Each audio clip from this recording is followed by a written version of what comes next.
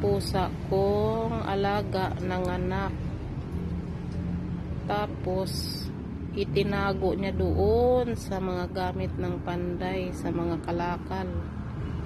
Tinago niya, isa lang yung anak niya.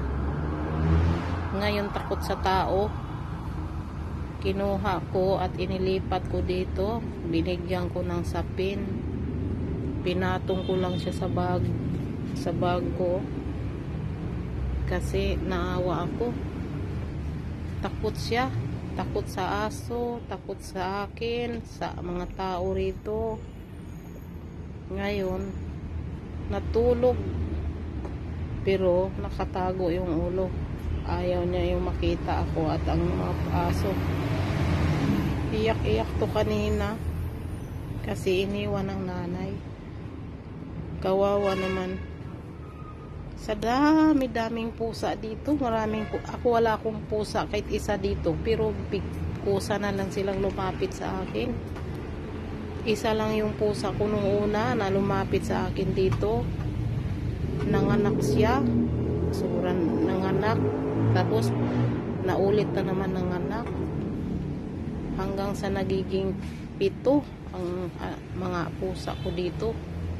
Yun yung anak ng pusa ko nung una, at yung anak nanganak na naman. Ngayon ito yung anak niya. Ayan, oh, bumukaka, sarap ng tulog pero takot. Buksan natin yung pinagtulugan niya. Hindi pa iiyak. Ayun. Yan. Ayan.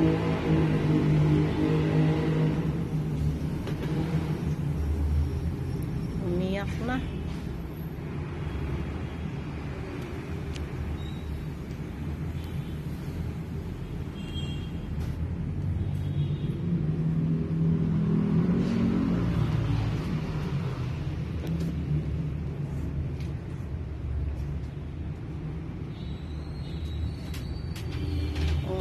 Bakit ka umiyak? Hindi ka naman inaano ha?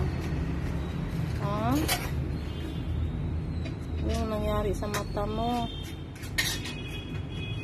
Pangalanan na lang kitang Snowy. Snowy, kay puti ka man.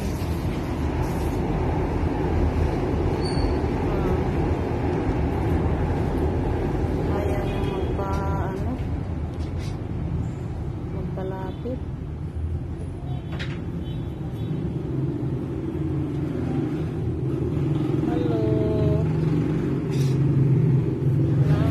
Galit siya, oh, ayaw niya magpahipo.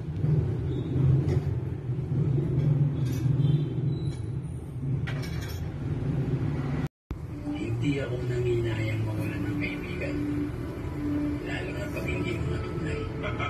Kaya salamat sa mga nananatiling totoo kahit nakatalikod ako. Hindi ako nanginayang mawalan ng kaibigan, lalo na pag hindi mo natunay. Kaya salamat sa mga nananatiling totoo kahit nakatalikod ako. Hindi ako. Paano mali? May asawang tao pinatulan mo.